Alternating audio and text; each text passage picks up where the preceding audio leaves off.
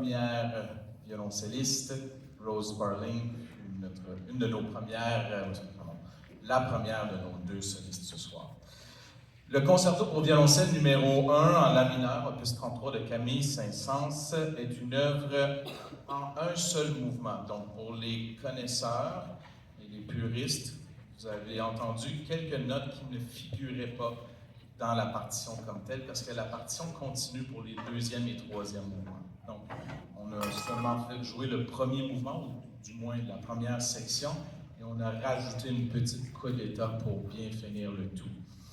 Donc, les trois sections sont l'Allegro non troppo, Allegretto con moto et le tempo primo.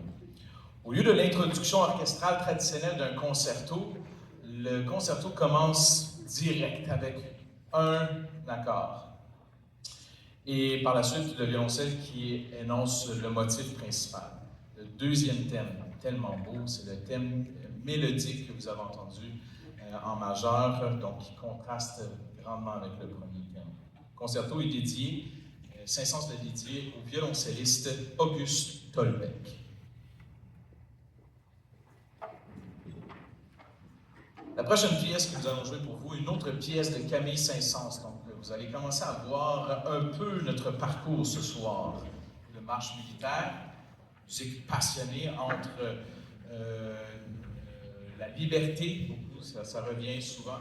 Vous allez voir aussi des choses patriotiques, telles que le Pomp and Circumstance d'Elgar, anglais, et un peu d'Angleterre, Grande-Bretagne, bien évidemment la France. Donc, puis après ça, on vous réserve une petite surprise. La marche héroïque, opus 34, composée en 1871, la marche héroïque de Saint-Saëns, est un hommage poignant aux soldats français après la guerre franco-prussienne. Ce n'est pas un chant de victoire, mais une célébration de la résilience nationale. L'œuvre débute par une grandeur solennelle et un rythme martial, porté par les cuivres et les percussions, qui évoque le sacrifice de la force d'âme. Saint-Saëns, maître de l'orchestration, comme vous venez de l'entendre, crée une atmosphère à la fois grave et inspirante. Il va y avoir des passages lyriques et mélodiques qui vont contraster avec le caractère héroïque. Je vais vous garder notre histoire. On raconte toujours une histoire, c'est-à-dire que je leur raconte une histoire, mais il y a une certaine, Géraldine, pardon. Donc, vous allez entendre dans la section B un solo magnifique, vous allez voir, très contrastant, très mélodique. On s'imagine un soldat français qui marche dans les rues, puis tout d'un coup, voit Géraldine, sa belle Géraldine, sur le bord de la rue. Donc, peut-être vous l'imaginez aussi. On va avoir un solo de notre soliste tromboniste, William Bidel, qui va jouer, interpréter la belle Géraldine. La marche héroïque est une affirmation de l'identité nationale et de l'esprit de combat. Elle se termine par un climat puissant et une résolution réaffirmant le courage, encore une fois. Cette œuvre emblématique reste un témoignage puissant de l'histoire et de la capacité de Saint-Saëns de traduire ses sentiments en profond en musique. Sans plus tarder, la marche héroïque opus 34 de Camille Saint-Saëns.